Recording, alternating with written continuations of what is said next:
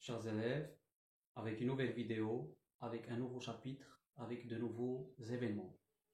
Dans cette vidéo, nous allons voir le chapitre 9 avec comme titre la perte du capital ou bien la ruine du père ou encore la faillite du père. Alors là, on a s'il vous plaît la perte, c'est le nom, c'est le substantif du verbe perdre. C'est-à-dire que le père ici va perdre son capital. Alors ça va être l'événement majeur, ça va être l'événement principal dans ce chapitre. Et s'il vous plaît, avant de commencer, ce chapitre représente l'événement perturbateur. Et que veut dire un événement perturbateur? Alors là, c'est la deuxième étape du schéma narratif. L'événement perturbateur, c'est un événement inattendu, d'accord, qui va perturber l'équilibre ou bien la stabilité qui caractérisait la vie du narrateur. C'est-à-dire qu'avant, le narrateur vivait ou bien menait une vie paisible avec ses parents, puis un événement va se produire et qui va changer le déroulement des événements. C'est ce qu'on va voir dans le chapitre 9. Alors le premier, si on plaît, le premier événement, c'est la maladie de Sidi Mohammed. On a vu dans le chapitre 8 que le dernier événement, c'est la maladie. Alors Sidi Mohammed, il a bien sûr, il est tombé malade parce qu'il a assisté à la scène de la dispute entre son père et le Bilal dans le souk. Alors il a assisté également à la maison à une autre scène de dispute entre la mère et le père à cause des bracelets. C'est ce qui lui a causé une maladie. Donc la maladie de Sidi Mohammed qui a provoqué, qui a causé l'inquiétude, le qalaq, l'inquiétude de Lella Zobida. Après, on va avoir le retour du père à la maison, il va rentrer chez lui, et Sidi Mohammed a dit que le père était pâle, shahib. Il était pâle et fatigué, épuisé. Après le dîner le plus triste de leur vie, et s'il vous plaît, là, c'est une phrase que vous allez trouver dans le roman, dans le chapitre 9. C'est une phrase utilisée par le narrateur et on a repris les termes utilisés par Sidi Mohammed. Donc, après le dîner le plus triste de leur vie, le père annonce à Lella Zobida la perte de son capital. Bien sûr, Lella Zobida était choquée. Le choc, sadma. Elle était choquée parce qu'elle n'a pas cru ce que vient de lui annoncer son mari. Alors, bien sûr, elle va commencer à pleurer, à crier, à se donner des coups sur le visage, etc. Alors, après que le père a pu plus ou moins la calmer, alors là, Lella Zobida a commencé à lui poser des questions.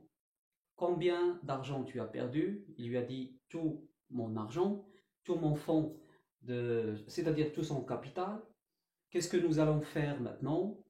Elle lui a proposé bien sûr de s'endetter, c'est-à-dire de prendre un crédit, de prendre une dette, mais il a refusé. Elle lui a demandé de vendre les bracelets.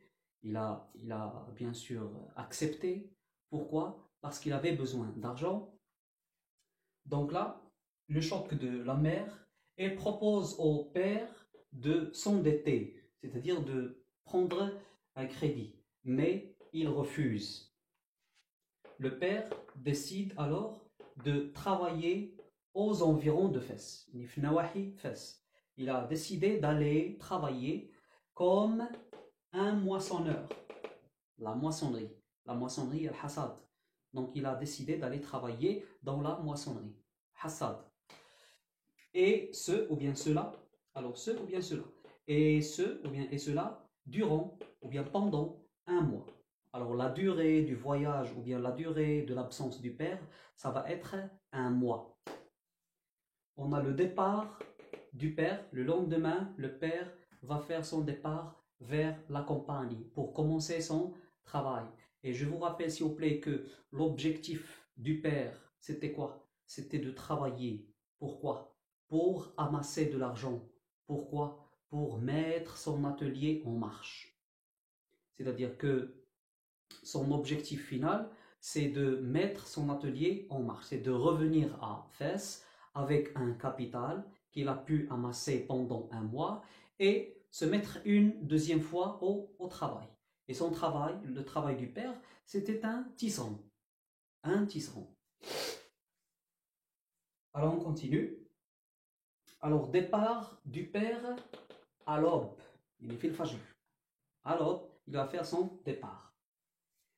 Après cela, on va avoir bien sûr la tristesse et l'inquiétude, l'inquiétude de la famille et surtout de la mère.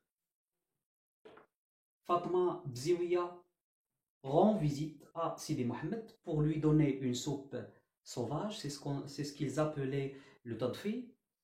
Et bien sûr, Lalla Zoubida va sortir pour aller voir Lalla Aïcha.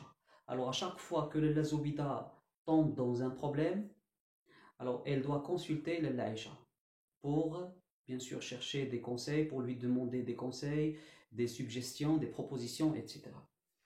Alors, Lalla Zoubida sort pour voir Lalla Aïcha.